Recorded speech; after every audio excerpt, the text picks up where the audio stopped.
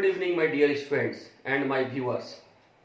आज आप लोग के सामने मैं एक ऐसा वीडियो लेकर के आया हूँ जो न सिर्फ कॉमर्स के 12th के स्टूडेंट्स को फ़ायदा होने वाला है, बल्कि जो भी कॉमर्स को पढ़ना चाहते हैं वो इस वीडियो को देखकर आसानी से अकाउंटेंसी क्या होता है, कैसे बनता है, वो इसमें सीखेंगे। आज का हमारा वीडियो अकाउंटेंसी क्लास 12 के बच्चों के लिए। जैसा कि आप सभी जानते हैं, क्लास 11th में आपने अकाउंटेंसी पढ़ा। उसमें बेसिकली आपने क्या पढ़ा? आपने पढ़ा accounting for sole proprietorship. As you know कि ऑर्गेनाइजेशन दो प्रकार के होते हैं, एक प्रॉफिट मोटिव और दूसरा नॉट फॉर प्रॉफिट मोटिव। जो प्रॉफिट मोटिव ऑर्गेनाइजेशंस होते हैं उसका मेन मकसद होता है प्रॉफिट अर्न करना, और जो नॉट फॉर प्रॉफिट ऑर्गेनाइजेशंस होते हैं उसका पर्पज प्रॉफिट अर्न करना ना होकर उसका पर्पज होता है मेंबर्स को सर्विसेज प्रोवाइड करना एंड सोसाइटी को सर्विसेज प्रोवाइड करना। It means profit organisations are those organisations which have main motive to earn profit, and not for profit organizations are those which have no main motive to earn profit. Their main motive to provide services to the members and society. जैसा कि पिछले class में आपने पढ़ा accounting for profit motive organisations. Profit motive organisations भी 5 प्रकार के होते हैं। Number 1 sole proprietorship, number 2 partnership firm, number 3 joint Hindu family business, number 4 cooperative society and number 5 joint stock company. ये आपने 5 फॉर्म्स ऑफ ऑर्गेनाइजेशंस अच्छे तरीके से 11th के बिजनेस स्टडीज के बुक्स में आपने पढ़ा होगा। इन 5 फॉर्म्स ऑफ ऑर्गेनाइजेशंस में सभी फॉर्म्स ऑफ ऑर्गेनाइजेशंस का अकाउंटिंग किया जाता है, लेकिन आपने जो 11th में अकाउंटिंग किया वो था accounting for sole proprietorship firm, जो कि एक प्रॉफिट मोटिव ऑर्गेनाइजेशन था। इसका मतलब क्या हुआ कि आपने 11th में जो अकाउंटिंग फॉर सोल प्रोप्राइटरशिप सीखा, उसके बाद आप अकाउंटिंग फॉर पार्टनरशिप फर्म सीखोगे, accounting for joint stock company सीखोगे। यानी कि आप 12th में अकाउंटिंग फॉर पार्टनरशिप फर्म और accounting for joint stock company सीखने जा रहे हो। तो क्या accounting for not for profit organisations का जरूरत नहीं होता है? होता है। क्यों होता है? क्योंकि जो नॉट फॉर प्रॉफिट ऑर्गेनाइजेशंस होते हैं, भले ही उनका मोटिव प्रॉफिट कमाना नहीं होता है, परंतु उनके भी डे टू डे एक्सपेंसेस होते हैं और उस एक्सपेंसेस को करने के लिए उन्हें भी कुछ रेवेन्यू इनकम की आवश्यकता होती है।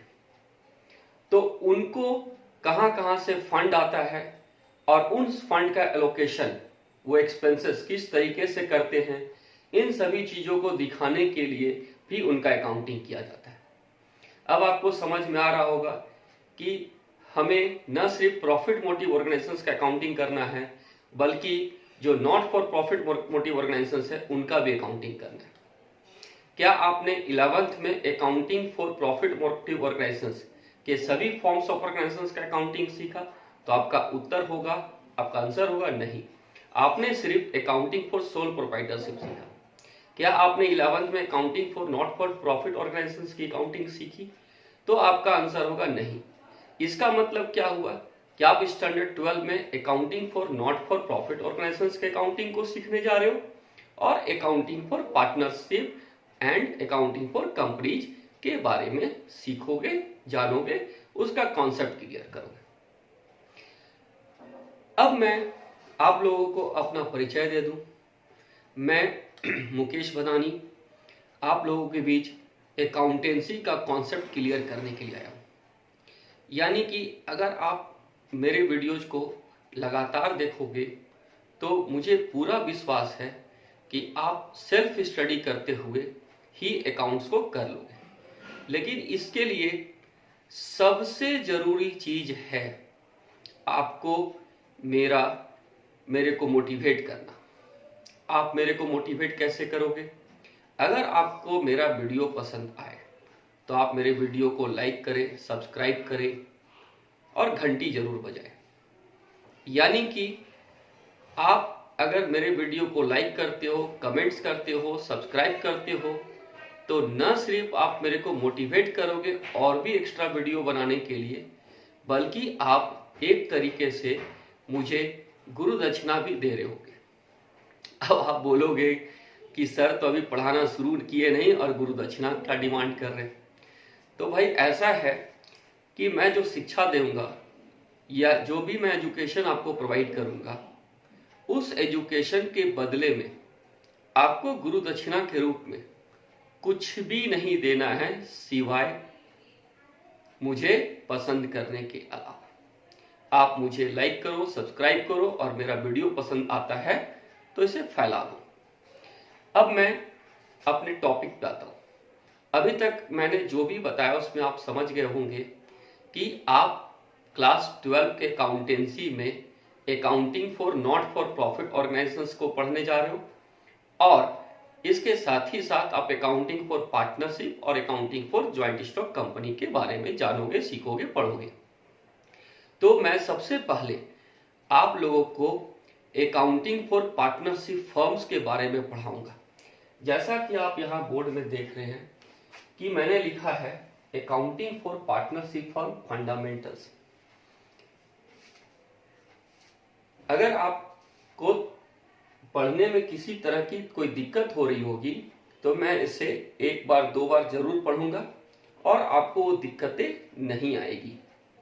फिर भी आपको किसी तरह की कोई परेशानी हो तो आप कमेंट बॉक्स में लिखेंगे, मैं उन दिक्कतों को दूर करने का पूरा प्रयास करूंगा।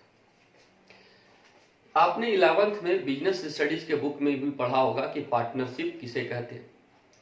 एज यू नो कि when two or more than two persons join together for a common purpose, for profit earning motive, and they are agreed to share future profit or losses in agreed ratio, or is called partnership. And the firm which is formed by partners is called partnership firm. It means कि जब दो या दो से अधिक partner मिल करके लाभ कमाने के उद्देश्य से किसी लीगल बिजनेस को करने के लिए तैयार होते हैं और उसमें होने वाले लाभ या हानि को एक एग्रीड रेशियो में आपस में बांटने को तैयार होते हैं, तो वैसे फर्म को पार्टनरशिप फर्म कहते हैं। इसका मतलब आप समझ रहे हो कि जो व्यक्ति पार्टनर्स बनने को इच्छुक होते हैं उन्हें पार्टनर्स कहते हैं। वो फर्म जिसमें पार्टनर्स ज्वाइन होते हैं वो पार्टनरशिप फर्म कहलाता है। इस प्रकार से आपको स्पष्ट हो गया होगा कि एक पार्टनरशिप फर्म किसे कहते हैं। अगर एग्जाम में नेचर ऑफ पार्टनरशिप आता है तो आपका आंसर क्या होगा? तो नेचर ऑफ पार्टनरशिप, नेचर, तो यहां पर नेचर में आपको बताना है from the accounting point of view. From the accounting point of view there is no separate legal entity, but accounting to legal point of view there is a separate legal entity in the partners and partnership firm.